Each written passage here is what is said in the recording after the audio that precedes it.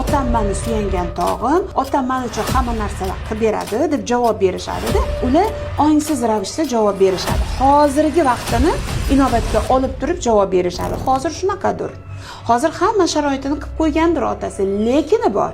Lekin uni yosh paytida, uni ong ostida shakllanayotgan paytida, undagi jarohatlar ustanovka bo'layotgan paytidagi qarab nazar tashlash kerak. Hozirgi holatda ota-onasini o'tmishi va o'zini yoshlikdagi holatini qo'yib, otasi va onasini ikkalasini dialogini nazorat qilish kerak.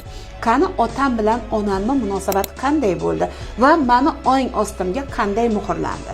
Ota yaxshi emas, ota pul bermaydi, onani uradi, u har doim jertvalikda yashayapti onam, otam har doim bosim o'tkazyapti degan ustanovkalar bo'lsa farzandda, o'zi bilmagan holatda bu mana shu holatda yashab beradi. Pul bermaydi eri, puli bo'lsa ham undan berkitadi, ming ayoli bo'lsa ham onasiga beradi, qaynonasi ham pul bermaydi. Har doim pul bilan muammo bo'ladi buning hayotida.